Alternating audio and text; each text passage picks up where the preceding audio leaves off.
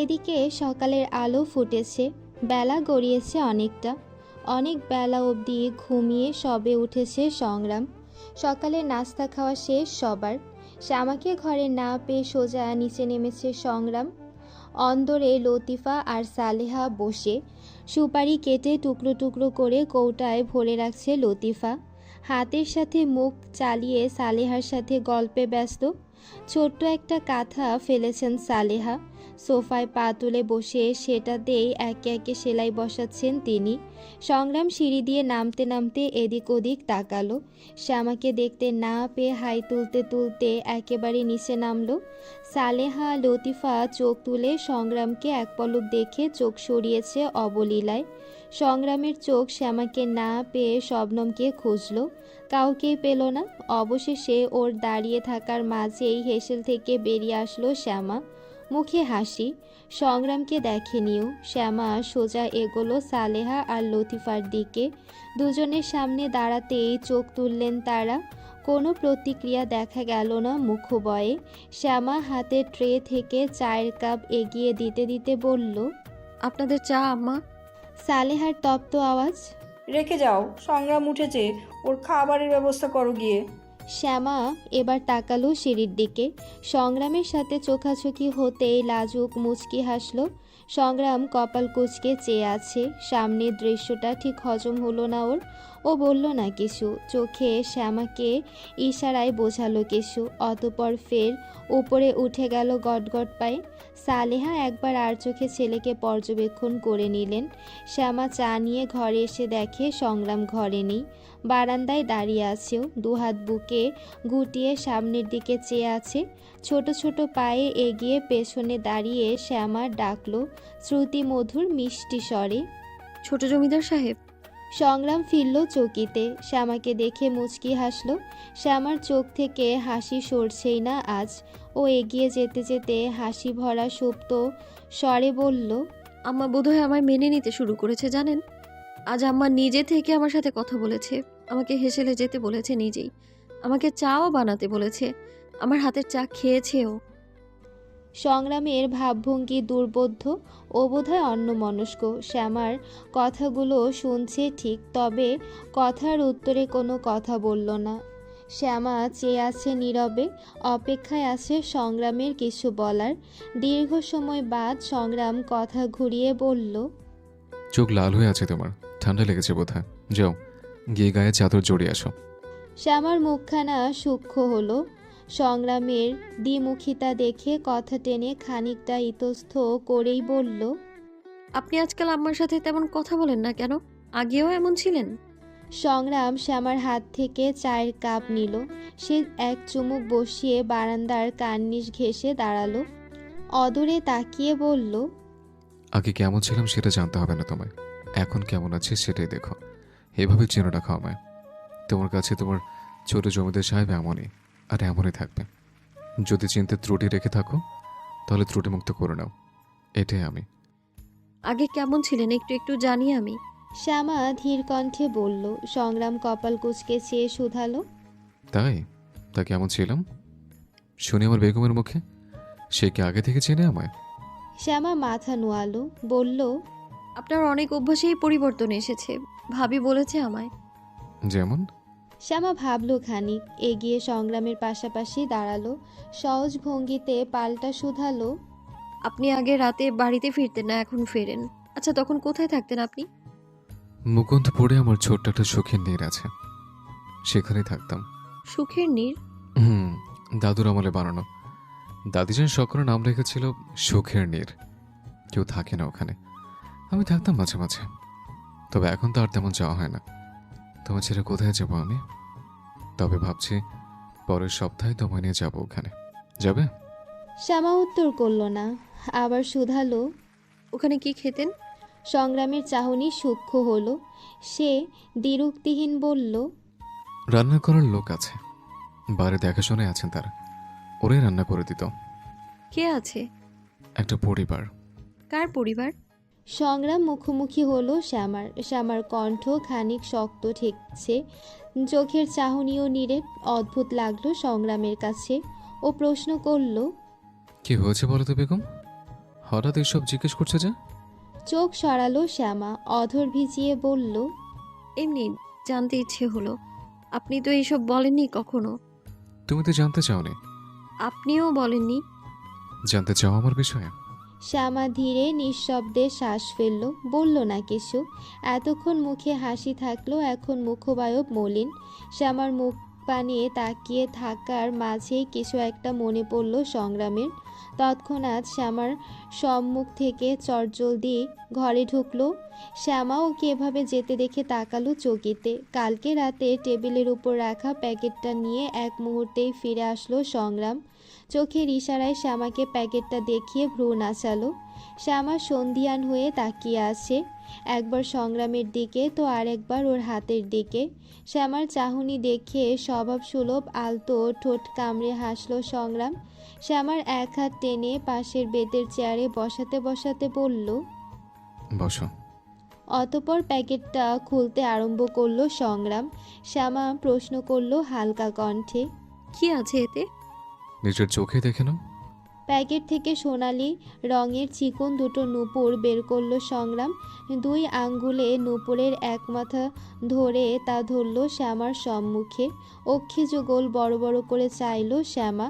সংগ্রাম স্মিত হেসে নূপুর দুটো দুদিকে ঝাঁকিয়ে আলতো ক্ষীণ শব্দ তুলে বলল, আমার বেগমের জন্য ছোট্ট উপহার। আমার? শ্যামার সন্ধিহান কণ্ঠস্বর। সংগ্রামের প্রতি উত্তর। আমার বেগম আর কে? ফের বলল, আমাদের বিয়ের পর আজ অবধি তোমাকে কিছু দিতে পারেনি, দেয়নি কিছু। এটা আমার পক্ষ থেকে আমার বেগমের জন্য প্রথম এবং সামান্য একটা উপহার। এটা কি গ্রহণ করবে আমার বেগম? শ্যামা ঠোঁটের কোণে এক চিলতে হাসি ঝুলিয়ে নরম নেত্রে চেয়ে দেখল। নূপুর জোড়া সোনার, একদম চিকচিক করছে।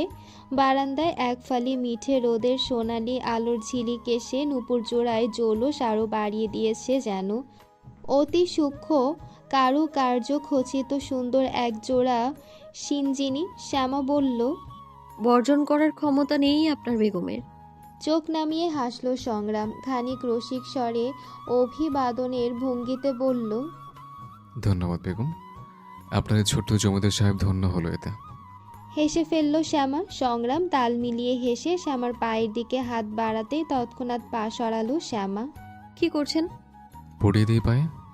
না না, ছি ছি, আপনি আমার পায়ে হাত দিতে যাবেন কেন? আমায় দিন, আমি পরে নেব। তোমার পায়ে হাত দিলে কি হবে? শ্যামা কিছু না বলে সিঁঠিয়ে গেল ইতস্ততায়। সংগ্রাম বুঝল ওর ভাবগতি। তপ্ত শ্বাস ফেলে বলল গুরুগম্ভীর স্বরে, বাধা দিও না। বলেই হাত বাড়াতে গেলে এবার এক ঝটকায় উঠে দাঁড়ালো শ্যামা। না, এমনটা করবেন না দয়া করে। আমায় দিন, আমি পরে নেব। আপনি আমার স্বামী আর আমি আপনার অনেক ছোট। আমার পায়ে আপনার হাত দেওয়াটা খারাপ দেখায়। আপনি আমার পায়ে হাত দিলে অস্বস্তি হবে আমার।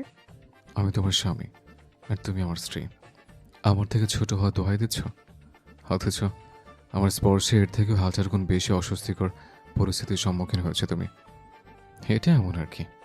শ্যামা মাথা নোয়ালো, ঠোঁট টিপে কথাগুলো বলে থামলো সংগ্রাম। ফের বলল, এবার মোলায়েম কণ্ঠস্বর, কুসংস্কার আচ্ছন্ন থেকো না। আমি জানি তুমি কি ভাবছো, যা ভাবছো আর যার জন্য ইতস্তত বোধ করছো সেসব অহেতুক ধারণা। তোমার পায়ে হাত দিলে কিচ্ছু হবে না। না, তবুও আপনি আমার পায়ে হাত দিবেন না। সরুন, উঠুন। আপনি আপনি আমার জন্য এটা নিয়ে এসেছেন, এটাই তো অনেক। সংগ্রাম এবার বিরক্ত হলো। শ্যামার হাত টেনে বসালো ওকে। এবার রাশভারী কণ্ঠে বলল, স্বামীর অবাধ্য হতে নেই।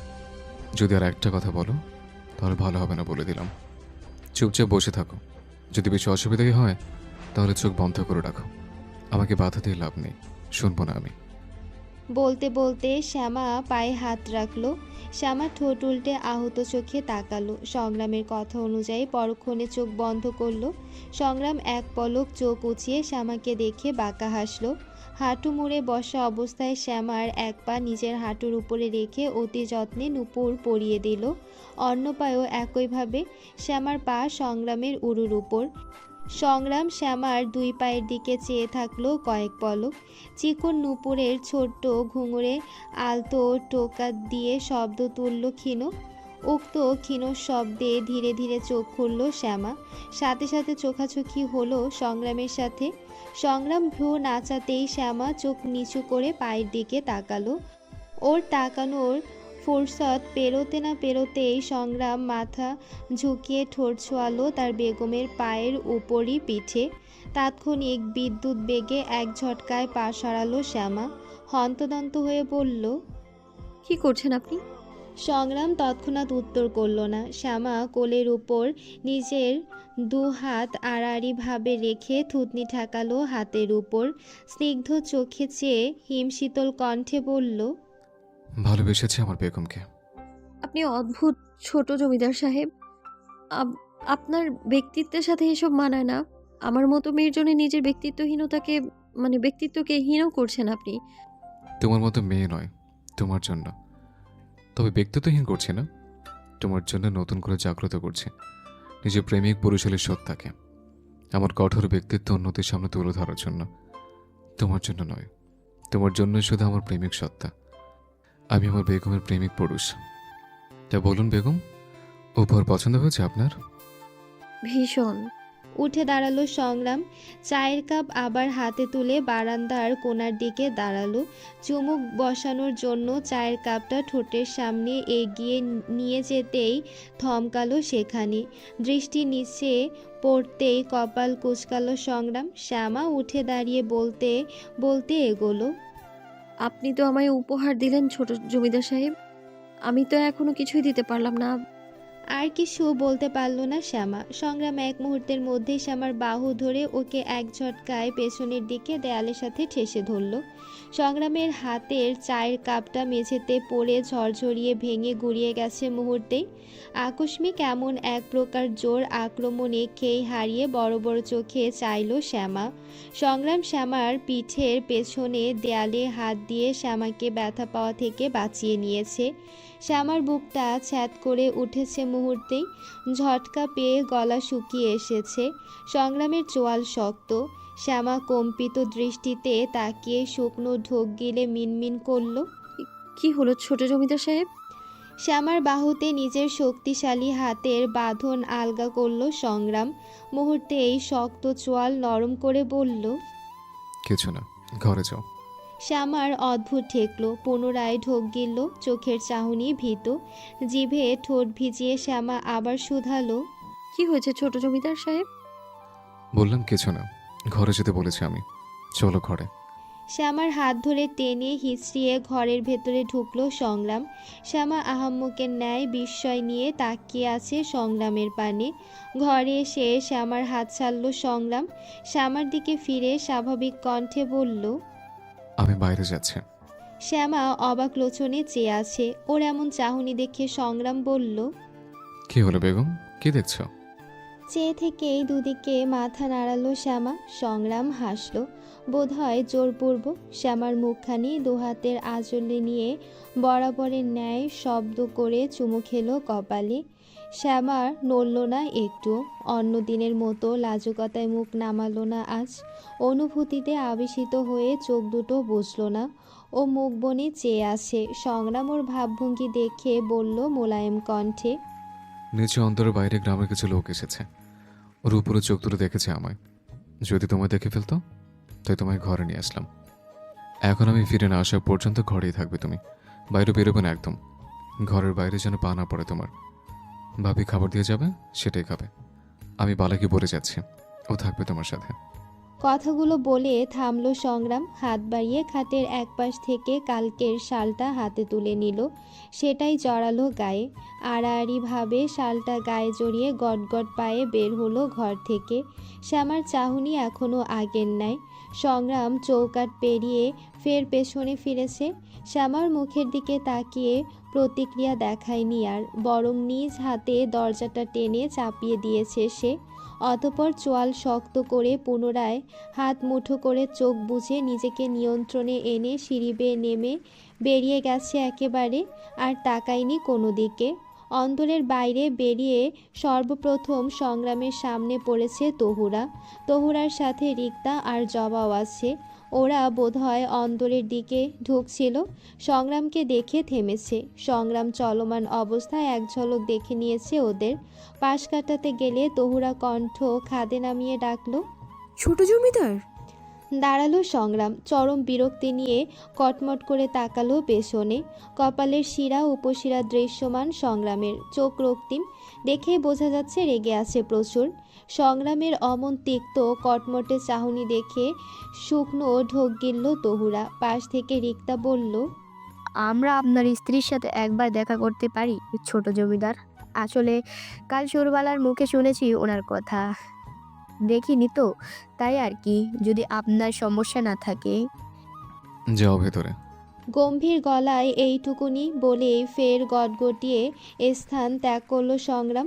প্রধান ফটকের বাইরে একজন দাঁড়িয়ে, পুরো শরীর কালো চাদরে মোড়ানো, তার পরনের সাদা লুঙ্গিটার নিচের অংশ আর চোখ দুটো দৃশ্যমান।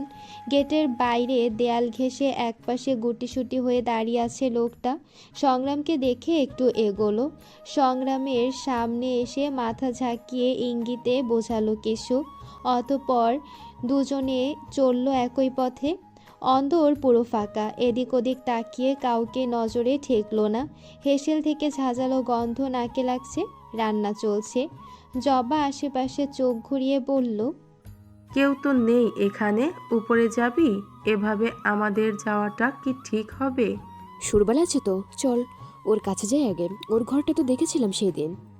তহুরার কথায় বিরক্ত হলো জবা। চোখ মুখ কুঁচকে খিটখিটে তপ্ত স্বরে বলল, আবার ওই মেয়েটাকে টানছিস কেন এখানে?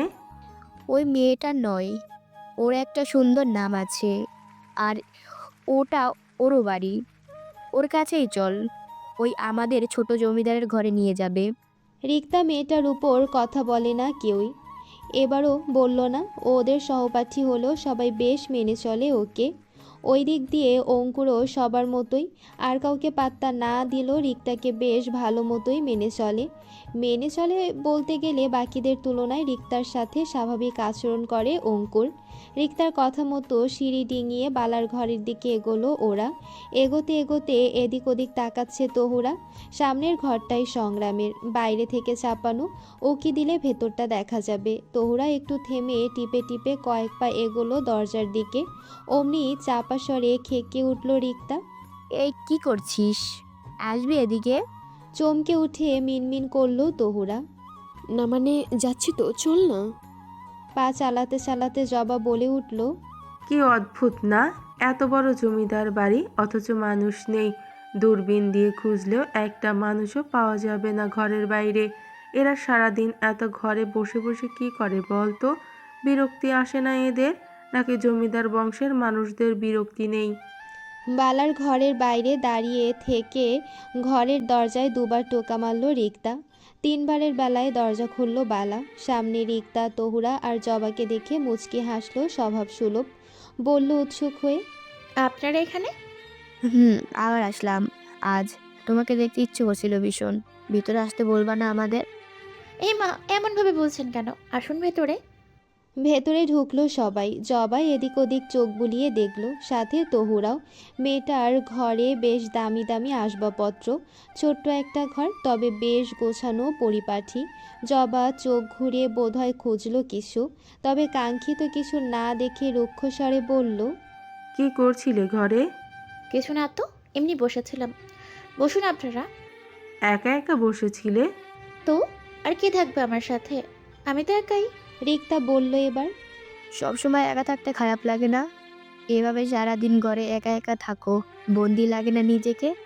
বন্দি পাখিরা কখনো বন্দিদের স্বাদ বোঝে না আপা। সে তো অভ্যস্ত এসবে। বরং বন্দি পাখি যখন মুক্ত হয় তখন সে তার বন্দি জীবনের সম্পর্কে অবগত হয়। মুক্ত জীবনের স্বাদ পেয়ে বন্দিত্বকে গরলের ন্যায় অনুভূত হয়। আমি তো বন্দি সেই ছোটবেলা থেকেই। তবে এই বন্দি জীবনের স্বাদ কিন্তু অমৃতের ন্যায় ছিল আমার কাছে, এখনও আছে। শুধু সেই নেই যে আমাকে এই বন্দি জীবনে অভ্যস্ত করেছে। এই চার দেওয়ালের মাঝে নিজেকে মানিয়ে নেওয়া শিখে গেছি আমি। এখন মুক্ত জীবন পেলেও এই জীবনযাপনের ইচ্ছে না হয় আর। এইভাবেই ভালো আছি আমি। রিক্তা বিমূঢ় হয়ে শুনল কথাগুলো, বাকিদের মনোযোগ নেই ওর কথায়। জবাব তো কান দিয়ে শুনলেও মন দিয়ে শোনেনি। মুখ বাঁকালো সে। বালা নরম হেসে বলল, দাঁড়িয়ে কেন আপা, বসুন। বসতে আসিনি আমরা। জবার তিক্তস্বর, তিক্ততার পরিবর্তে শান্ত কণ্ঠ বালার। তাহলে আমার ঘরে আসার কারণ? আসলে আমরা ছোট জমিদার সাহেবের স্ত্রী মানে শ্যামাকে দেখতে এসেছিলাম আজ। ওই যে কাল বললে না, শোনার পর থেকেই না দেখা অবধি শান্তি পাচ্ছি না। কে এই শ্যামা? বালা একগাল হাসলো তহুরার কথায়। তাই তো চলুন, সংগ্রাম জনায়েত ঘরেই আছে বোধহয়। উনি ঘরে নেই, বেরিয়েছেন বাইরে। ওনার থেকে অনুমতি নিয়েছি, তুমি আমাদের নিয়ে চলো। 2 দিন পর তো চলেই যাব। শ্যামাকে না দেখলে মনটা খচখচ করবে। চলুন আমার সাথে। বালাকে অনুসরণ করে পিছু পিছু এগোলো সবাই। সংগ্রামের ঘরের সামনে এসে বাইরে থেকে কড়া নাড়ল বালা। চাপানো দরজা ভেতর থেকে খুলল শ্যামা। বালার সাথে চোখাচোখি হতেই মুচকি হাসলো দুজনেই। শ্যামা চোখ এপাশ ওপাশ করে সবাইকে দেখে নিল, নরম সুরে বলল, ভেতরে আসুন। ভেতরে ঢুকেই তহুরা এদিক ওদিক চঞ্চল চোখে তাকিয়ে উত্তেজিত হয়ে ধরফরিয়ে বলল, ছোট জমিদারের স্ত্রী মানে ওনার বেগম কোথায়? বালা শ্যামার কাঁধ জড়িয়ে আলতো স্বরে বলল, এই তো আমাদের ছোট জমিদার গিন্নি, সংগ্রাম জনায়েদের বেগম, আমাদের শ্যামাবতী, শ্যামা সুন্দরী সংগ্রাম জনায়েদের। শ্যামা চোখ নামিয়ে মৃদু হাসল। বালার কথা যেন বিশ্বাস হলো না কারোর। জবা তহুরা চোখ গোল গোল করে চেয়ে সমস্বরে উঁচু সন্দিহান গলায় আওয়াজ তুলল, ইনি সংগ্রাম জোগাড়দারের বেগম? সন্দেহ আছে? আপনাদের মিথ্যে বলবো না নিশ্চয়ই। তহুরা নাক কুঁচকে ব্যঙ্গ করে নোয়ানো গলায় বলল, না মানে আমি তো ভেবেছিলাম বাড়ির কোনো কাজের লোক হয়তো। তাই তো ভাবি, কাজের লোকের শরীরে এত দামি শাড়ি। আর কিছু বলতে পারল না। রিক্তা ধমকে উঠল। তহুরা, চমকে উঠে পিছিয়ে আসলো তহুরা। শ্যামার হাসি হাসি মুখটা চুপসে গেছে। আহত দৃষ্টিতে চাইলো তহুরার দিকে। রিক্তা এগিয়ে গিয়ে বলল, মাশাল্লাহ, আসলে শ্যামা সুন্দরী তুমি। ভালো লাগলো তোমায় দেখে। তুমিও আমার ছোট হবে, তাই তুমি বলেই সম্বোধন করলাম, কিছু মনে করো না। শ্যামা হাসলো জোরপূর্বক, ক্ষয়িত কণ্ঠে বলল, সমস্যা নেই, কিছু মনে করার অভ্যেস নেই আমার। যা খুশি বলতে পারেন, কিছুই মনে করব না। দাঁড়িয়ে আছেন কেন, বসুন। এখন আর বসবো না, তোমাকে দেখতেই এসেছিলাম।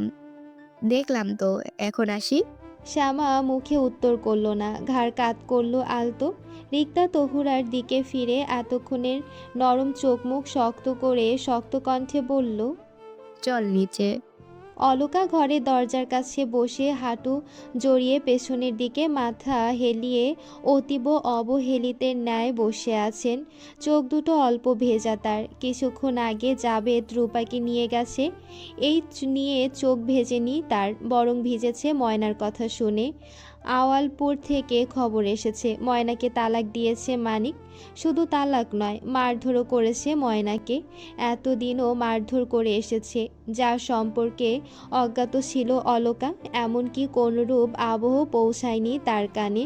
মোখলেস জানত সবটা। তিনি পরিষ্কারভাবেই জানতেন, কিন্তু প্রকাশ করতে পারেননি কখনো। মেয়ের সুখের কথা এক মুহূর্তেই চিন্তা করে ভুল পদক্ষেপ গ্রহণ করেছিলেন তিনি। শ্যামার জায়গায় ময়নাকে বসিয়ে শ্যামার ভাগ্য খারাপ ভবিষ্যৎ ময়নার নামে লিখে দিয়েছেন নিজ হাতে। যৌতুকের দাবিতে যখন শ্যামার বিয়ে ভেঙে যায়, তখন মানিকের মামা আশ্বাস দিয়েছিলেন, ময়নার সাথে বিয়ে দিলে মোখলেসকে আর কোনো টাকা কড়ি বা যৌতুক দিতে হবে না। মোখলেসও টাকা বাঁচানোর তাগিদে কোনরূপ চিন্তাভাবনা না করেই রাজি হয়েছিল মুহূর্তেই। তার রাজি হওয়ার পেছনে শ্যামাকে তাচ্ছিল্য করা ছিল অন্যতম অন্তরায়। এদিকে মানিক আর ওর মামার মনে যে অন্য কিছু চলছিল, এ ব্যাপারে একটুও ধারণা জাগেনি মোখলেসের মনে। মানিকের মামা প্রথম প্রথম শ্যামার সাথে বিয়ে দিয়ে ধাপে ধাপে হুমকিস্বরূপ মোখলেসের কাছ থেকে টাকা আদায় করতে চেয়েছিলেন। শ্যামার গায়ের রং চাপা, এই নিয়ে অবমাননা করলে মেয়ের সংসার বাঁচাতে নিশ্চয়ই টাকা দেবে মোখলেস, এটাই ভেবেছিলেন মানিকের মামা। কিন্তু পর মুহূর্তে শ্যামার প্রতি মোখলেসের বিমুখতা দেখে সিদ্ধান্ত পাল্টেছেন তিনি। ময়না মোখলেসের আদরের মেয়ে, এটা বুঝতে অসুবিধা হয়নি তার। তাই আদরের মেয়েকেই খুঁটি বানিয়ে কাজে লাগিয়েছে তিনি। বিয়ের 5 দিন পর থেকে ময়নার উপর অত্যাচার শুরু করেছেন ধীরে ধীরে। মানিকের আম্মা মামা সবার উদ্দেশ্যই এক, সবাই যুক্ত একই সাথে। এক পর্যায়ে ময়নার প্রতি অত্যাচারের মাত্রা বেড়ে গেলে মোকলেসের কানে আসে সব কিছু। উপস্থিত মুহূর্তে টাকা দেওয়ার জন্য জাফর ব্যাপারীর কাছ থেকে টাকা কর্জ নিয়েছিলেন তিনি। এভাবে বেশ কয়েকবার টাকা কর্জ নিয়ে মানিকের কাছে টাকা পাঠাতে হয়েছে তাকে। এদিকে জাফর ব্যাপারীকে টাকা শোধের জন্য শ্যামাকে কাজে লাগাতে চেয়েছিলেন তিনি। শর্ত ছিল শ্যামার সাথে ব্যাপারীর বিয়ে দিলে ব্যাপারীর আর টাকা শোধ করতে হবে না। টাকা শোধের তাগিদে শ্যামাকে নিয়ে এক মুহূর্ত ভাবেনি মোকলেস। এই সবটাই ছিল ময়নার জন্য। তার সব চিন্তা ভাবনা ময়নাকে ঘিরে ছিল। তার আদরের মেয়ের গায়ে একটা ফুলের টোকাও না পড়ার বিনিময়ে টাকা দিতে হতো তাকে। ময়নার বিয়ের পর থেকে অলকার অগোচরে এভাবেই চলে আসছিল সব কিছু। এমনকি কাকুরি বুড়ি নিজেও এসব সম্পর্কে কিছুই জানেন না। আজ সবটা সবার কাছে পরিষ্কার। বারান্দার একপাশে থম মেরে বসে আছে কাকুরি বুড়ি। মোকলেস একপাশে দাঁড়িয়ে। নীরবতা 3টি মানুষের মাঝেই। অলকার চোখ বেয়ে আরও কয়েক ফোঁটা পানি গড়ালো। এই মুহূর্তেও একটা চিন্তা মাথায় আসছে। কি আজব, ময়নার বিষয়ে এত কিছু ভাবলো মোকলেস, অথচ শ্যামা? ময়নার সুখের তাগিদে শ্যামাকে বিসর্জন দিত একবারের জন্য ভাবলেন না তিনি? অলকা ডান হাতের উল্টো পিঠে ভেজা চোখ মুছল, হাসলো তাচ্ছিল্য, বলল মোকলেসের উদ্দেশ্যে, আপনার মতো বাপ খালি ময়নার মতো মাইয়ার জীবনেই আসুক, আমার শ্যামার মতো মাইয়ার জীবনে না আসুক। এত কিছুর পরও মোকলেস দাঁত পিষে উত্তর করতে সারলেন না। কটাক্ষ করে বললেন তিনি, আমার মতো বাপ ওই মায়ার ছিল দেখাই তোর মাইয়া কোনো একদিন তোর কোলে আইছিল। খালি দুর্ভাগ্য ওর মাইয়ার আম্মাটাও বোধহয় বাপের মতো। আর কিছু বলতে পারল না মোকলেস। ঝাঁঝিয়ে উঠল অলকা। চুপ করুন, একটা কথাও কইবেন না আপনি। এত কিছুর পরও একটু লজ্জা নাই আপনার? নিজের হাতে নিজের মাইয়ার জীবনটা নষ্ট করলেন, একটু অনুশোচনা নাই আপনার মনে? কেমন বাপ আপনি? শ্যামা জীবন নিয়া কোনো দিন ভাবতে কই নাই আপনারে, কিন্তু ময়না ও তো আপনার মাইয়া, আদরের মাইয়া আপনার। ওর জীবনটা এমন নষ্ট করলেন কেন? শুরুতেই কেন আমার মাইয়ারে ফিরাইয়া আনলেন না? এত কিছু কেন ঘটাইলেন আপনি? কেমন বাপ আপনি? চেহারা দেখে যদি মানুষ চিনে যেত তাহলে আমার ময়নার ভাগ্য এমন হইতো না। সব দোষ তোর ওই মাইয়ার। ওই মাইয়ার বদ নজর পড়ছে আমার ময়নার জীবনে। ওই মাইয়ার বদ ভাগ্য আমার ময়নার জীবনে জুইরা গেছে। এখন তোর ওই মাইয়ার সুখে সংসার করবো জমিদারের লগে, ভাগ্য খুইলা যাইব তোর মাইয়ার। দেখ মুখ কেমনে সংসার করে হয়। আম্মা তো কইছিল অনেক আগেই ওই মাইয়ারে বিদায় করতে, করি নাই আমি। এখন নিজে থেকে বিদায় হইয়াও শান্তি দিতেছে না আমারে। ওয়াক অলক্ষী মাইয়া মাথায় চড়ে আছে আমার। কোন কুক্ষণে যে ওই মাইয়ারে ঘরে তুলছিলাম, আজ নিজের উপর নিজের আফসোস হইতাছে। অলকা উঠে দাঁড়ালো। এই লোকটার সাথে কথা বলার কোনোরূপ রুচি নেই তার। বিতৃষ্ণা জন্মেছে মনে, মন মস্তিষ্ক পচে গেছে অলকার। গত 19টা বছর ধরে এই সবই শুনে আসছেন তিনি। এখন তো শ্যামানি, তবু ওই মেয়েটাকে তাচ্ছিল্য করে কি পায় এরা? অলকা শ্বাস ফেললেন, শান্ত কণ্ঠে বললেন, নিজের উপর আফসোস হওয়াই উচিত আপনার। ওই মাইয়া কইরা এক মাইয়া জীবন নষ্ট করতে গেছিলেন না? এখন দেখেন আল্লাহ আপনার কর্মের ফল আপনার মাইয়ারেই দিল। পাপ বাপরেও ছাড়ে না, আর এইদিকে আপনার পাপ আপনার মাইয়ারে ছাড়লো না। বাপের পাপের সাজা মাইয়া পাইল, কিন্তু দুর্ভাগ্য ওই মাইয়াটা আপনার একলার না, আমারও। আপনার হিতাহিত জ্ঞান শূন্য কর্মের ফল আমার মাইয়াটা সহ্য করলো এতদিন। না জানি ওরা ওরে কত অত্যাচার করতো। আমার মায়াটা এই লাইগা এতটা বদলাইয়া গেছিল, আমি বুঝি নাই আমি। বলতে বলতে অলকা মুখে আঁচল চেপে ফুঁপিয়ে উঠলেন। ময়নার মলিন মুখখানা চোখের সামনে ভাসছে তার। ময়নার বলা কথাগুলো কানে বাজছে। ময়না তো কখনো ওভাবে কথা বলতো না। হঠাৎ মেয়ের এমন পরিবর্তন দেখেও কিছু ঠাউর করতে পারেননি অলকা। আজ নিজেই নিজেকে ধিক্কার জানাতে ইচ্ছে হচ্ছে। কেমন মা তিনি? কাকুরি বুড়ি এতক্ষণে কাঁপতে কাঁপতে উঠে দাঁড়ালেন। চোখের পাপড়ি ভেজা তার। ময়না যে তার অতি আদরের। তিনি কোনো রকমে কাঁপা কাঁপা 3 পায়ে মোকলেসের সামনে গিয়ে দাঁড়ালেন।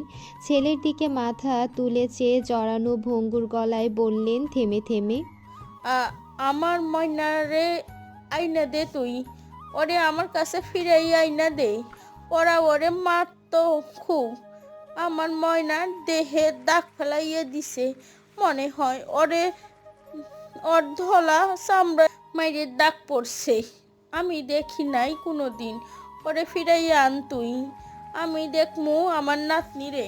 দুপুর গড়িয়েছে। উত্তাপহীন সূর্য মাথার ঠিক উপর। গরম পড়েছে ধীরে ধীরে। দুপুরের ভ্যাপসানো রোদের তাপে গরম লাগে একটু একটু। সংগ্রামের কথা মতো শ্যামা ঘর থেকে বেরোয়নি। শবনম একবার এসেছিল শ্যামার খাবার নিয়ে। প্রায় অনেকক্ষণ গল্প করে গেছেও। বালাও অনেকক্ষণ সময় কাটিয়েছে শ্যামার সাথে। এখন যে যার ঘরে। শ্যামা খায়নি। খাবার ঢাকনা দেওয়া অবস্থায় পড়ে আছে। ঢাকনা তুলেও দেখেনি শ্যামা। সংগ্রাম আসলো একটু পর। কালো শালটা আড়াআড়ি নেই এখন, পুরো শরীর ঢেকে রাখা শালটা দিয়ে। সাদা পাঞ্জাবির নিচের অংশ ভেজা। দরজায় খট করে শব্দ হতেই হুড়মুড়িয়ে উঠে বসলো শ্যামা। সংগ্রামকে দেখে স্বস্তি পেল। অন্য দিনের মতো সংগ্রাম সবার আগে তাকালো না খাটের দিকে, শ্যামার দিকে ফিরল না, তৃষ্ণার্ত চোখ দুটো দিয়ে দেখলো না শ্যামাকে। সে সোজা এগোলো গোসলখানার দিকে। শ্যামা তাকিয়ে আছে। সংগ্রামের চোখ মুখে তীব্রতা, চোয়াল শক্ত বিভৎস। শ্যামা অবাক অবিশ্বাস্য নয়নে চেয়ে দেখল সংগ্রামকে। এই সংগ্রামকে কেমন অচেনা লাগছে। সকাল থেকেই একে মনটা খসখস করছে শ্যামার। তার উপর সেই সকালের পর থেকেই সংগ্রামের এমন অদ্ভুত ব্যবহার। ঠিক বুঝে উঠতে পারছে না শ্যামা। প্রায় মিনিট 20 পর গোসলখানা থেকে বেরিয়েছে সংগ্রাম। এতক্ষণ শ্যামা বিচলিতের ন্যায় পায়চারি করছিল ঘরে। এদিক ওদিক হেঁটে হেঁটে বারবার তাকাচ্ছিল গোসলখানার দিকে। তবে সংগ্রামের বেরিয়ে আসার নাম নেই। দরজার খট শব্দে শ্যামা চকিতে তাকালো গোসলখানার দিকে। সংগ্রাম বেরিয়েছে। ফর্সা উদাম শরীর উন্মুক্ত, পরনে আধো ভেজা লুঙ্গি। ফর্সা শরীর স্যাকসেকে দেখাচ্ছে খানিক।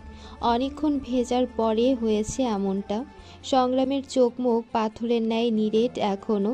শ্যামা এগিয়ে গেল ঝটপট করে। সংগ্রামের হাত ধরে উল্টে পাল্টে দেখল। ঠান্ডা পানিতে অনেকক্ষণ ভেজার ফলে হাতের চামড়া কুঁচকে গেছে কেমন। চোখ দুটো অস্বাভাবিক লাল। তা দেখে আফসোসের সুরে বিচলিত কণ্ঠে বলল শ্যামা, ইস, কি অবস্থা হয়েছে দেখুন তো, এতক্ষণ ভিজতে গেলেন কেন আপনি? সংগ্রাম মৃদু হাসল। শ্যামার উষ্ণ গরম হাত দুটো নিজের দুহাতের মুঠোয় পুরে শান্ত কণ্ঠে বলল, কিচ্ছু হবে না এতে। কোথায় ছিলেন এতক্ষণ? গ্রামে গেছিলাম। তা তো জানি, কিন্তু এইভাবে এসেই এমন সময় এভাবে এতক্ষণ ভিজলেন কেন? ঠান্ডা লেগে যাবে তো। এইভাবে ভেজে শুরুটা আরও কিছুক্ষণ তোমার সামনে থাকলে এমনিতেই ঠান্ডা লেগে যাবে। পোশাক পরতে দেবে নাকি এভাবে আটকে রাখবে আমায়? আমি আপনাকে আটকে রেখেছি নাকি আপনি? সংগ্রামের হাতে ইশারা করে কথাটা বলল শ্যামা। সংগ্রাম নিজের হাতের দিকে তাকালো। ও তো নিজেই শ্যামাকে ধরে আছে। হেসে ফেলল সংগ্রাম, সাথে শ্যামাও। এতক্ষণে বুকটা হালকা হলো শ্যামার। সংগ্রাম হাসলো। ওর ঠোঁটের উপরের কোণের ঠিক উপরের কালো আঁচিলটা চিকচিক করে ওঠে। ওটাও যেন হেসে ওঠে সংগ্রামের ওষ্ঠধারের সাথে তাল মিলিয়ে। হাসলে সংগ্রামের ঠোঁট একেবারে অধিক প্রসারিত হয় না, আলতো প্রসারিত হয়। এটাই যেন সৌন্দর্য বাড়িয়ে দেয় সংগ্রামের, যা চোখে লাগে ভীষণ। কোনো পুরুষ এতটা সুন্দর হতে যাবে কেন? সুন্দর হওয়ার সাথে সাথে তার হাসিটাও কেন এত সুন্দর হবে? শ্যামা বিমূর নেত্রে চেয়ে আছে এক দৃষ্টে। চেয়ে থেকেই আনমনে বলল, আপনার হাসিটা অনেক সুন্দর ছোট জমিদার সাহেব। সংগ্রাম ভ্রুযুগল জড়ো করল। দুহাত শ্যামার দু কাঁধে রেখে একটু ঝুঁকে বলল, শুধু হাসি। আর আমি? আপনার সৌন্দর্যের বর্ণনা 1000 বার করেছি, আরও কোটিবার করলেও সেই সৌন্দর্যের বর্ণনা শেষ হবার নয়। ঠিক তেমনই তোমাকে ভালোবাসার কথা হাজারবার স্বীকার করেছি আমি। আরও কোটিবার করলেও আমি তোমাকে ঠিক কতটা ভালোবাসি তার প্রকাশ করতে পারবো না। তোমাকে বোঝাতে পারবো না আমি তোমাকে কতটা ভালোবাসি। আমার ভালোবাসায় কখনো খাত খুঁজতে এসো না বেগম। সন্দেহ করো না আমার ভালোবাসা নিয়ে। আমি সত্যি তোমায় অনেক ভালোবাসি, অনেক অনেক বেশি। এভাবেই আমার ভালোবাসার বন্ধনে আবদ্ধ হয়ে আমার হয়ে থাকে সারা জীবন। আমায় কখনো ভুল বোঝো না। কথাগুলো কাতর শোনালো। শ্যামা অবাক হলো, অবাক স্বরেই বলল, এভাবে বলছেন কেন? আপনার ভালোবাসায় কোনোদিনও খাত খুঁজতে যাব না আমি। আপনার মতো পুরুষ যে আমার মতো একটা সাধারণ মেয়ের প্রতি ভালোবাসার কথা প্রকাশ করেছে, এটাই তো অনেক আমার জন্য। তার উপর প্রকাশের সাথে সাথে আপনি ভালোবাসেন আমায়, এটা তো অধিকারের থেকেও অধিক আমার কাছে। আমি তো সব থেকে সৌভাগ্যবতী নারী। আমি কি কখনো ভেবেছিলাম আমার মতো মেয়ের জীবনে আপনার মতো এত সুন্দর কেউ আসবে, যে আমায় এতটা বেশি ভালোবাসবে, যার ভালোবাসার প্রকাশ ভঙ্গিতেই ভালোবাসার প্রকাশ পায়। তার ভালোবাসায় সন্দেহ করি কি করে বলুন তো? আর বাকি রইল ভুল বোঝার কথা, সেটা তো কখনোই জন্মাবে না আপনাকে নিয়ে। ভুল তাকেই বোঝা যায় যার প্রতি ভুল ধারণা করা যায়, যে ভুল করে। আমার ছোট জমিদার সাহেব কখনো কোনো ভুল করতেই পারে না, তাকে ভুল বোঝা তো দূরের কথা। সংগ্রাম শ্যামার নরম হাত দুটো নিজের গালে রাখলো, ঠোঁট ছোয়ালো হাতের তালুতে, বলল, যদি কখনো ভুল করেও ভুল হয়ে যায় তোমার ছোট জমিদার সাহেবের, তখন? ভুলের তো ক্ষমা হয়, শুধরে নেওয়া যায় ভুল। আপনি পারবেন না শুধরে নিতে? সংগ্রাম নিশ্চুপ, উত্তর করল না এই প্রশ্নের। শ্যামা তাকিয়ে থেকে মুহূর্ত কয়েকবার বলল, ঠান্ডা লাগছে তো, কাপড় পরে নিন। সংগ্রাম হাত ছাড়ল শ্যামার। শ্যামা খাটের উপর থেকে আগে থেকে বের করে রাখা সংগ্রামের ফতুয়া নিয়ে আসলো।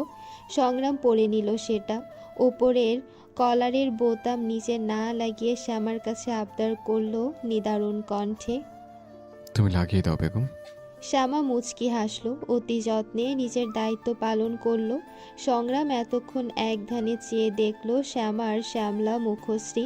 মেয়েটা তো আহামরি সুন্দর নয়, তবু কেন এত সুন্দর লাগে সংগ্রামের কাছে? শ্যামার এই শ্যামলা সৌন্দর্য এত কেন প্রলুব্ধ করে তাকে? কি আছে এই সৌন্দর্যে? এত কেন সুন্দর শ্যামা? সংগ্রামের মন থেকে উত্তর আসলো, শ্যামা সুন্দর কারণ সংগ্রাম জোয়ারদার ভালোবাসে তাকে। সৌন্দর্যের দৃষ্টিতে দৃষ্টির সম্মুখ হয় শ্যামা, তাই শ্যামা সুন্দর। সুন্দর চোখ সৌন্দর্যকে খুঁজতে ভুল করে না।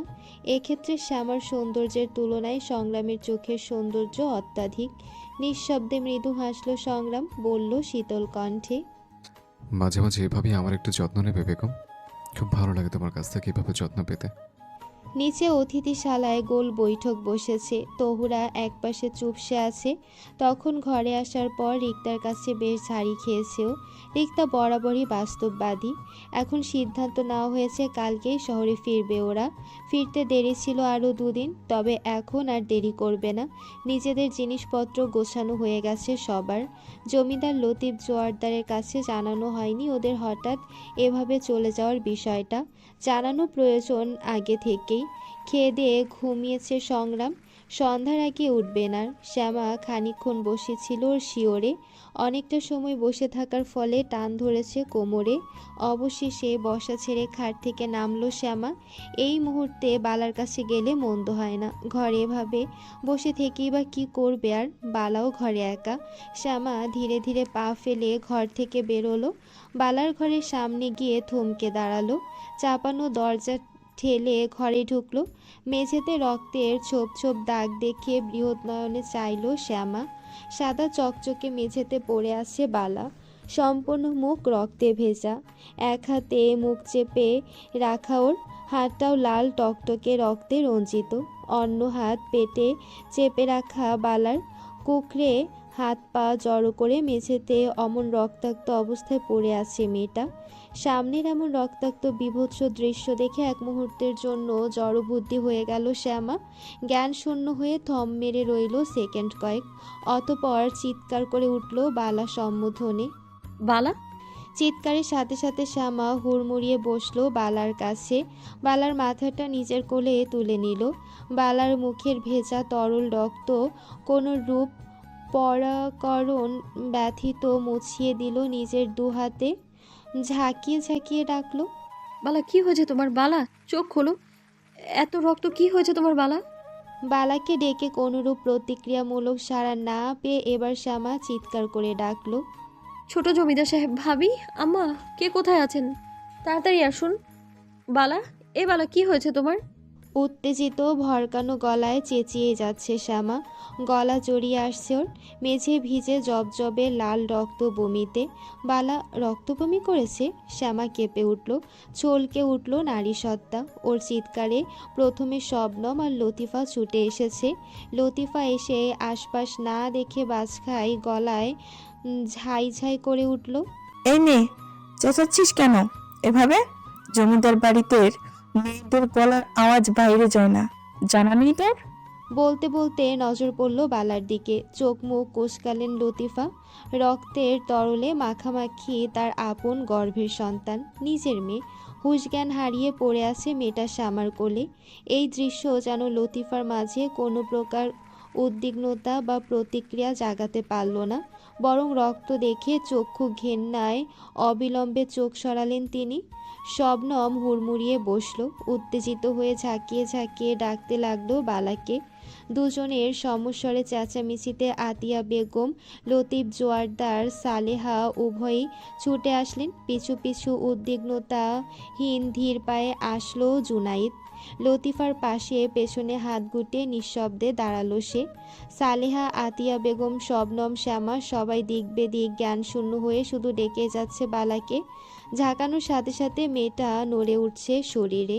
সবার এত সব খেয়েই হারানো রোলের মাঝেই চোখ ডলতে ডলতে সংগ্রাম উঠে আসলো। ও দরজা মারানোর আগেই লতিফার চোখে পড়েছে। অমনি লতিফা এক ঝটকায় নিজেকে এগোলেন, শ্যামার হাত ধরে টেনে ঝটকা মেরে তুলে দাঁড় করালেন শ্যামাকে। শ্যামার কোলে থাকা সুরবালার মাথাটা শক্ত পাথরের মেঝেতে পড়তে গিয়েও পড়ল না। শবনম বালাকে টেনে নিল নিজের কাছে। লতিফা খেই খেই করে উঠলেন কটাক্ষ করে। এই নে, কি করেছিস আমার মেয়ের সাথে? বল, কি করেছিস? শ্যামা কেঁপে উঠল, কাঁপতে কাঁপতে ওষ্ঠধর ভেজালো। গলায় কথা আসছে না ওর। এত সব রক্ত, নিজের শরীরও মাখামাখি ওর, তার উপর বালার এই অবস্থা। সংগ্রাম পেছনে দাঁড়াতে সর্বপ্রথম বালাকে ওভাবে মেঝেতে পড়ে থাকতে দেখত। আকস্মাৎ ঘুম চড়ানো আধো চোখ বৃহৎ আকার ধারণ করল ওর। জোরালো গলায় চলকে উঠল, বালা। শ্যামার সহ সবাই মাথা তুলে তাকালো ওর দিকে। ছলছল করে উঠল শ্যামার অক্ষি যুগল ও লতিফার হাত থেকে নিজেকে ছাড়ালো ঝটকা মেরে। সংগ্রাম আকস্মাৎ বসে বালার গালে আলতো চাপড় মেরে ডাকলো উত্তেজিত হয়ে, এই বালা, কি হয়েছে তোর? চোখ খোল বালা। সালেহা ভীত ভেজা কণ্ঠে বলল, সংগ্রাম বাবা, বালাকে হাসপাতালে নিয়ে যেতে হবে, চল। রক্ত বমি করছে ও, ডাকছি সাড়া দিচ্ছে না। কি হয়েছে ওর? দেরি করিস না সংগ্রাম, যা করার তাড়াতাড়ি কর। লতিফ জোয়ারদারও তাল মেলালেন। হ্যাঁ সংগ্রাম, দেরি করো না, তাড়াতাড়ি করো যা করার। সংগ্রাম অপেক্ষা করল না। বালার ছোট্ট নারী দেহটা নিজের দু হাতে আগলে তুলে নিয়ে এলোমেলো পায়ে এগোলো ঝট করে। দরজার সামনে জুনায়েদকে এই অবস্থাতেও কিং কর্তব্য বিমূঢ় হয়ে দাঁড়িয়ে থাকতে দেখে চোয়াল শক্ত করল সংগ্রাম। এক মুহূর্ত দাঁড়িয়ে দাঁত পিষে নিরেট কণ্ঠে বলল, সরে যা আমার চোখের সামনে থেকে। জুনায়েদ সরল বাধ্যের ন্যায়। সংগ্রাম দ্রুত পা চালিয়ে বালাকে কোলে করে ঘর থেকে বেরোলো। পিছু পিছু সবাই ছুটল। শ্যামা ফিকরে উঠে পা বাড়াতে গেলে লতিফা খপ করে ধরল ওর হাত। আটকা পেয়ে থেমে গেল শ্যামা। পিছু ফিরে ভরার চোখে চেয়ে মৃদু স্বরে বলল, ছেড়ে দিন ফুপাম্মা। ছাড়বো মানে? তোকে ছাড়বো? কি করেছিস আমার মেয়ের সাথে? আমি তো কিছু করিনি, যেতে দিন আমায়, আমি যাব ওদের সাথে। ছেড়ে দেবি তোকে? যাবি তুই বাইরে? জানিস না জমিদার বাড়ির মেয়ে বউরা বাইরে পা রাখে না? অবশ্য তোকে এই বাড়ির বউ ভাবেই বা কে? এই মুখ নিয়ে বাইরে যাবি তুই? আজ বাগে পেয়েছি তোকে, ছাড়ে কি করে বলতো? চল আমার সাথে। বলেই টেনে হিড়হিড়িয়ে নিয়ে যেতে লাগলো শ্যামাকে। শ্যামা তাজ্জব বনে চেয়ে রইল। লতিফার মুখভঙ্গিমা অদ্ভুত, রহস্যময়, এক চিলতে হাসি ঠোঁটের কোণে, অথচ তার মেয়ের অবস্থা করুণ। মেয়েকে নিয়ে একটু উদ্বিগ্নতা নেই তার মাঝে। শ্যামা কয়েক পা এগিয়ে নিজের জোর খাটিয়ে থমকে দাঁড়ালো, লতিফার উদ্দেশ্যে বলল, কি করছেন আপনি? ছেড়ে দিন আমার হাত। কোথায় নিয়ে যাচ্ছেন আমায়? আমি বালার সাথে যাব। লতিফা বাধা পেয়ে চোখ মুখ শক্ত করে শ্যামার দিকে ফিরল। শ্যামার চোয়াল শক্ত করে ধরল, এক ঝটকায় এগিয়ে এসে দাঁত পিষে খ্যাসখ্যাসে গলায় বলল, আমায় বাধা দিবি? কোথায় নিয়ে যাচ্ছি? চল, গেলেই দেখতে পারবি। ফের শ্যামার হাত ধরল লতিফা। এবার খামচি মেরে ধরেছে। লতিফার খড়খড়ে শক্ত নখের দাবা পেতেই ব্যথায় কুঁকিয়ে উঠল শ্যামা। জুনায়েদ এখনও ঠায় দাঁড়িয়ে, এবার বুকে হাত গুটিয়ে দরজায় হেলান দিল, যেন সামনে উপভোগ্য কিছু দর্শন করছে সে। চোখে তৃপ্তি অদ্ভুত ওর। শ্যামা এক পলক তাকালো জুনায়েদের দিকে, পরেই পলক সালেহার দিকে। এদের মা ছেলের মুখভঙ্গিমা এক, অদ্ভুত পৈশাচিক আনন্দ দুজনের চোখে। শ্যামা শুকনো ঢোক গিলল। জুনায়েদকেও খুব কম দেখেছে, যতবার দেখেছে ততবার মাথা নত অবস্থায়। শ্যামার দিকে কোনো দিন চোখ তুলো তাকায়নি বোধহয় সে। আজ প্রথম শ্যামার সাথে চোখাচোখি হলো ওর। ওর অদ্ভুত দৃষ্টি দেখে আর সালেহার এমন কড়া ব্যবহারে শুকনো ঢোক গিলল শ্যামা। সালেহা আবারও টেনে হিড়হিড়িয়ে নিতে গেলে শ্যামা উঁচু গলায় বলে উঠল, লাগছে আমার, ছেড়ে দিন আমায়। আমি বালার সাথে যাব। ওর অবস্থা ভালো নয়। আপনি তো ওর আম্মা। কি করেছেন আপনি? ছেড়ে দিন আমায়। কোথায় নিয়ে যাচ্ছেন আমায়? লতিফা শুনল না। শ্যামাকে সংগ্রামের ঘরের সামনে নিয়ে গিয়ে এক প্রকার ছুঁড়ে মারল ঘরের ভেতর। টাল সামলাতে না পেরে হুমড়ি খেয়ে মেঝের উপর গড়িয়ে পড়ল শ্যামা। লতিফা মুহূর্ত ব্যয় না করে খট করে বাইরে থেকে লাগিয়ে দিল ঘরের দরজা। শ্যামা উঠে গিয়ে দরজা ধাক্কাতে লাগলো। ফুপু আম্মা, দরজা কেন বন্ধ করলেন? খুলে দিন দরজা। বাইরে যাব আমি, বালার সাথে যাব। এমনটা করবেন না দয়া করে। দরজাটা খুলে দিন। শুনছেন ফুপু আম্মা? ছেড়ে দিন আমায়। বের করুন এখান থেকে। দরজাটা খুলে দিন একবার। শ্যামার আহাজারি করে বলা কথাগুলো বাইরে দাঁড়িয়ে উপভোগ করলো লতিফা। বেশ আনন্দ অনুভূত হচ্ছে তার। এ সময় বাড়িতে কেউ নেই। শ্যামার গলা উপর থেকে নিচ অবধি পৌঁছাচ্ছে অতি ক্ষীণ আওয়াজে। জুনায়েদ হেলে দুলে লতিফার সামনে আসতে মা ছেলে দুজনে দুজনের দিকে তাকিয়ে ফিচেল হাসলো। এদিকে সংগ্রামের পিছু পিছু বাড়ির সবাই বেরিয়েছে বাইরে। সংগ্রাম ধ্যান জ্ঞান হারিয়ে বালাকে কোলে করে অন্দর ছেড়ে বাগানের দিকে এগোলো। চিৎকার করে ডাকলো, আহাদ, গাড়ি বের করো তাড়াতাড়ি। সংগ্রামের চিৎকারে বাগানের এক পাশ থেকে সবাই দৃষ্টি ঘোরালো এদিকে। সংগ্রামকে ওভাবে হন্তদন্ত অবস্থায় বালাকে কোলে তুলে গাড়িতে উঠতে দেখে রিক্তারা সবাই বৃহৎ নয়নে তাকালো। বালাকে ওভাবে রক্তমাখা অবস্থায় দেখে এগিয়ে আসলো সবাই। গাড়ি ছেড়েছে ইতিমধ্যে। সংগ্রাম এখনও সারা শব্দহীন বালাকে এক স্বরে ডেকেই যাচ্ছে। মেয়েটা অনড়, নেতিয়ে পড়া।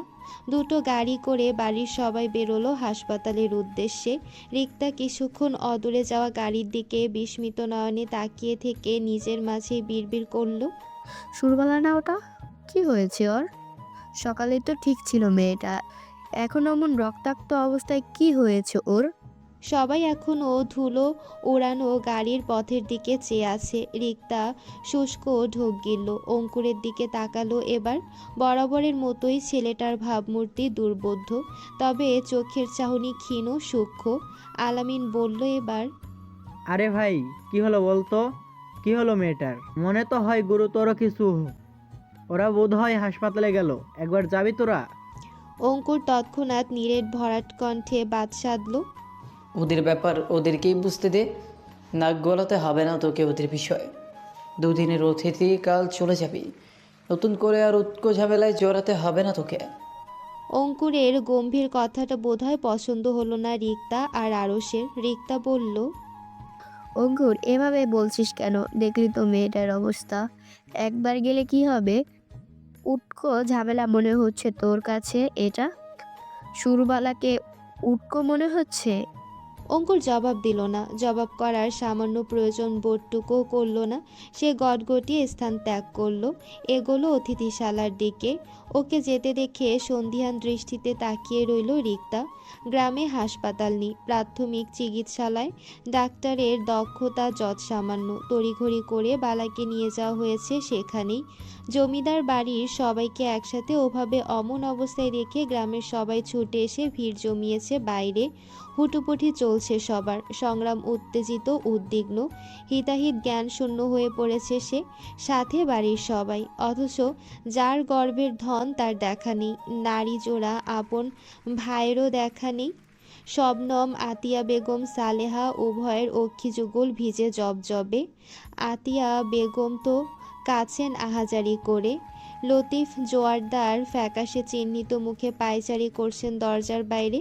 সংগ্রাম আছে ভেতরে। বালার শরীরের রক্ত মুছিয়ে পরিষ্কার করা হয়েছে ওকে, কোনো একটা ইঞ্জেকশনও পুশ করা হয়েছে ওকে। সংগ্রামের সামনে ডাক্তার ইতস্থ, হাত কাঁপছে তার, পরপর ঢোক গিলছে সংগ্রাম। বালার সাড়া নেই, নারী চলাচল স্বাভাবিক নয়। ডাক্তারের কম্পিত হাবভাব দেখে সংগ্রাম এবার পূর্ণ দৃষ্টি নিক্ষেপ করলো তার কাজের দিকে।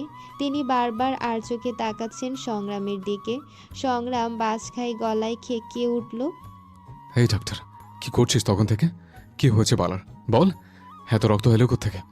রক্তবমি কেন করছো? সারা দিচ্ছে না কেন এখনো? বালা বল। ডাক্তার ঢোক গিলল, চমকে উঠে পিছিয়ে গেল জড়তায়। আতঙ্কিত ভীত স্বরে মিনমিন করল, ওনাকে নিয়ে শহর গেলে ভালো হয় ছোট জমিদার, এখানে এসবের চিকিৎসা নেই। এসবের চিকিৎসা নেই মানে? কিসবের চিকিৎসা নেই? কি হয়েছে বালার? আমি বলতে পারবো না ছোট জমিদার। সংগ্রাম ক্ষেপে উঠল দ্বিগুণ। তেড়ে গিয়ে কলার চেপে ধরল ডাক্তারে, দাঁত পিষে বলল, পারবি না মানে? কি হয়েছে ওর? কি বালের ডাক্তার তুই? রোগের অসুখ ধরতে পারিস না? রক্তবমির কারণ কি বল, তাড়াতাড়ি বল, চিকিৎসা কর ওর। ওর যদি কিছু হয় তাহলে এখানে চিন্তা পুঁতে ফেলবো তোকে। ডাক্তার ঢোক গিলল পুনরায়। কলার ছাড়ানোর চেষ্টা তো দূর, চোখ তুলে তাকানো বিপজ্জনক তার জন্য। তিনি মিনমিন করলেন, দেরি করবেন না ছোট জমিদার, যত তাড়াতাড়ি সম্ভব ওনাকে শহরের কোনো ভালো হাসপাতালে নিয়ে যাওয়ার ব্যবস্থা করুন, সেখানে ভালো চিকিৎসা পাবেন উনি। দেরি করা মঙ্গলজনক হবে না। সংগ্রাম এক ঝটকায় কলার ছাড়ল। এই মুহূর্তে আর ভাবা যাচ্ছে না কিছু, মস্তিষ্ক শূন্য হয়ে আসছে। ও আগেই জানতো এখানে এসে কাজ হবে না, তবুও খেই হারিয়ে প্রচেষ্টার তাগিদে ছুটে এসেছে অল্প সময়। কিন্তু লাভ হলো না। যা আগে করার দরকার ছিল তা করতে হবে এখন। এই অল্প ঠান্ডার মৌসুমেও ঘেমে একাকার সংগ্রাম। ও এক হাত কোমরে রেখে অন্য হাতে মুখের ঘাম মুছল। দ্রুত পায়ে বেরিয়ে আসলো উক্ত চার দেয়ালের ঘর থেকে। বাইরে বাড়ির সবাই ওকে ঘিরে ধরতে কারো তোয়াক্কা করলো না সংগ্রাম। আহাতকে ডাকলো উচ্চস্বরে। আহাত এক মুহূর্তেই উপস্থিত। সংগ্রাম আদেশ ছুড়ল, দ্রুত গাড়ি বের করো, শহর যাওয়ার প্রস্তুতি নাও।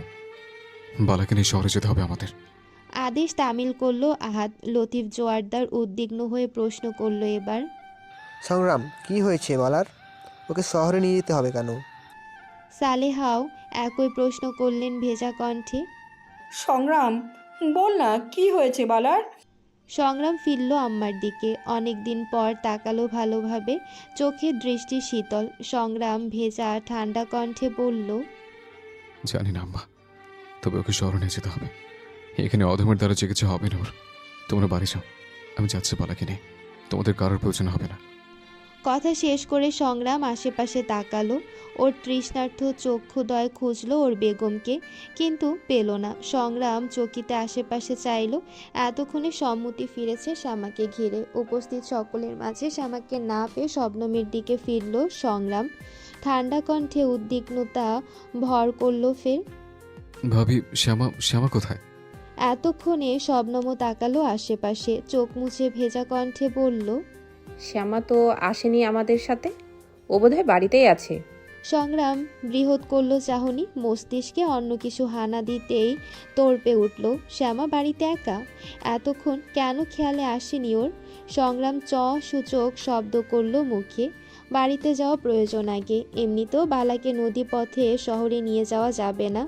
এতে শহরে তাড়াতাড়ি পৌঁছানো গেলেও হাসপাতাল উল্টো দিকে হওয়াতে একই সময় লাগবে স্থলপথে যাওয়ার মতো। স্ট্রেচারে করে গাড়িতে তোলা হয়েছে বালাকে। সালেহার সাথে যেতে চেয়েছে, সংগ্রাম বাধা দেয়নি। বাধা দিলেও শুনতো না সালেহা। এই গাড়ি সোজা রওনা দেবে শহরের দিকে। তবে একবার বাঁক নিয়ে জমিদার বাড়িতেও যেতে হবে শ্যামার জন্য। বালার এই অবস্থার প্রায় আধা ঘন্টা পেরোলো, এখনও কোনো হুঁশ নেই মেয়েটার। আর না, তড়িতে কিছু করা সম্ভব হচ্ছে সংগ্রামের দ্বারা। জমিদার বাড়ির সামনে গাড়ি থামিয়ে তড়িঘড়ি করে নামলো সংগ্রাম। গাড়ি থামতেই বালার দিক থেকে ভেজা চোখ তুলল সালেহা। জানালা দিয়ে বাইরে তাকিয়ে সংগ্রামকে বলল, বাড়িতে এলি কেন আমার? আমার বেগমের সাথে প্রয়োজন আছে আমার, আমি আসছি। এই অবস্থায় সংগ্রামের সোজা জবাবে ক্ষিপ্ত হলো সালেহা। দাঁত পিষে বললেন তিনি, বালার এই অবস্থাতেও ওই মেয়েটার কথা ভাবতে হবে তোকে? ও মরছে না এখন, কিন্তু বালা ও ভালো নেই, ওর কথা ভাববি না একবারও? ওদের দুজনের চিন্তায় মাথায় আছে আমার, আমি আসছি এক্ষুনি। সংগ্রাম বাড়িতে ঢুকলো গটগট পায়। বাকিরা ফেরেনি এখনো। ওরা ফিরেছে পেছনের গাড়িতে। জমিদার বাড়ি আজ অন্ধকার, কালো অন্ধকার জুড়ে পুরো মহল। বাইরের আলো বাতাস ভেতরে আসার উপক্রম নেই কোনো। সংগ্রাম বিভ্রান্ত হলো অন্দরে ঢুকে। পুরো অন্দর, সিঁড়ির উপর নিচ সব জায়গাতেই কুচকুচে কালো অন্ধকার দেখে এক মুহূর্তে ছাদ করে উঠল। অন্ধকারে চারিদিক একেবারে অস্পষ্ট, কারোর উপস্থিতির কোনো রেশটুকুও নেই। সংগ্রাম পকেট হাতড়ে লাইটার বের করলো। হলদে অগ্নির আলো জ্বালালো ধক করে। সিঁড়ি হাতড়ে দ্রুত উঠল ঘরের দিকে। নিজের ঘরের সামনে গিয়ে থমকে দাঁড়ালো সংগ্রাম। বাইরে থেকে দরজা আটকে দেওয়া। সংগ্রাম দ্রুত খুলল দরজা। দরজার পাশের বৈদ্যুতিক বোর্ড হাতড়ে লাইট জ্বালানোর চেষ্টা করলো। লাইট জ্বলল না, সুইচ টিপেও।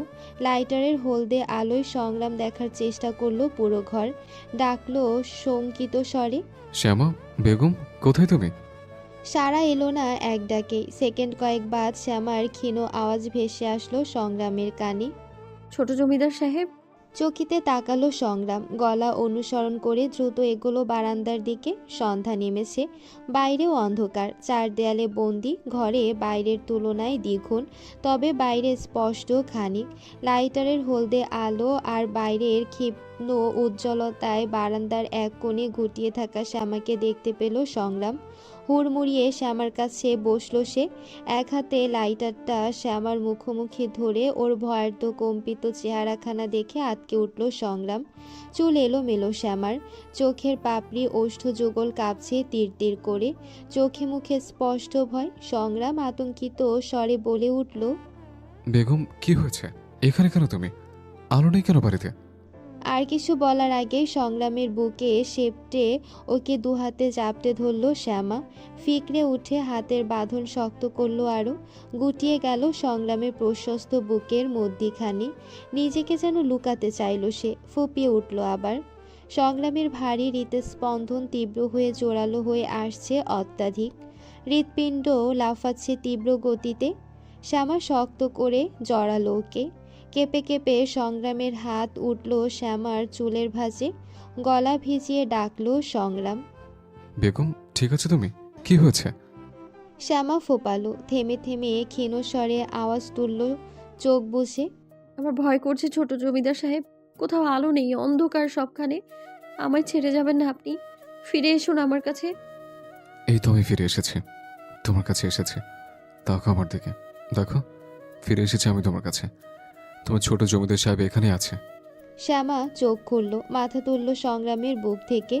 আধো আধো চোখে ঝাপসা আলোয় তাকালো সংগ্রামের মুখ পানে। তার ছোট জমিদার সাহেব তার সামনেই, আলিঙ্গনে জড়িয়ে রেখেছে তাকে। তার মানে এটা ভ্রম নয়, সত্যি এসেছে সংগ্রাম।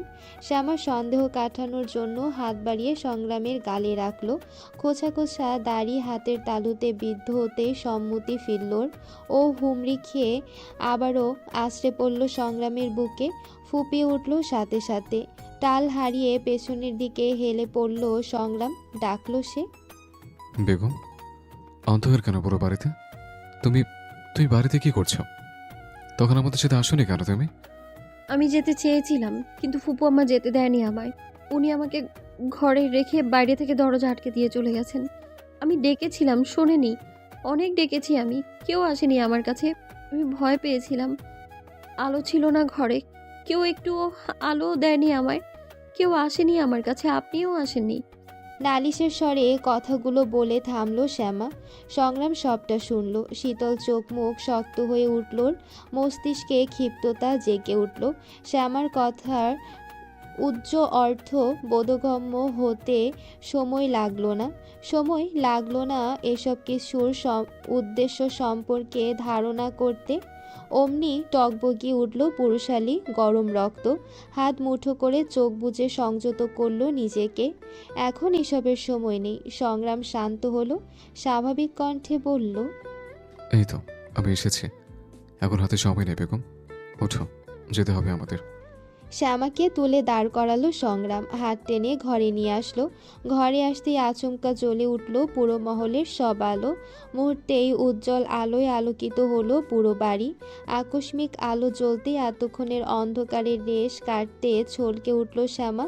চোখ মুখ খিচে শক্ত করে ধরল সংগ্রামকে। আলো জ্বালায় আশপাশটা ভালোভাবে দেখল সংগ্রাম। চেয়ারের উপর থেকে কালো চাদরটা হাতে তুলে নিল, জড়িয়ে দিল সেটা তার বেগমের শরীরে। শ্যামাকে চাদরে মুড়িয়ে উষ্ণ আলিঙ্গন করল, পরশ আঁকল কপালে। মুখখানা দুহাতে মুছিয়ে এলোমেলো চুল ঠিক করে গুজে দিল কানের পাশে। অতঃপর কাঁধ জড়িয়ে হাতখানা আরো শক্ত করে ধরে বলল ধীর কণ্ঠে, সময় নেই বেগম, চলো। বাইরে বেরোতেই মুখোমুখি হলো জুনাইদের। পেছনে হন্তদন্ত লতিফা। জুনাইদকে দেখে পুনরায় চোয়াল শক্ত হলো সংগ্রামের। জুনাইদের চাহনি শীতল, তবে কম্পিত অক্ষি পল্লব ও বোধহয় ঢোক গিলল। কণ্ঠ মনিতে দৃশ্যমান হলো তা। পেছনে লতিফা সংগ্রামকে দেখে ভরকালো, ঢোক গিলে জোরপূর্বক হাসার চেষ্টা করলো। এগোতে এগোতে সাফাই গিয়ে বলল, সংগ্রাম, বাবা এসেছিস তুই? এই দেখ না, পুরো বাড়ি এতক্ষণ অন্ধকার ছিল, কেমন বিদ্যুৎ ছিল না।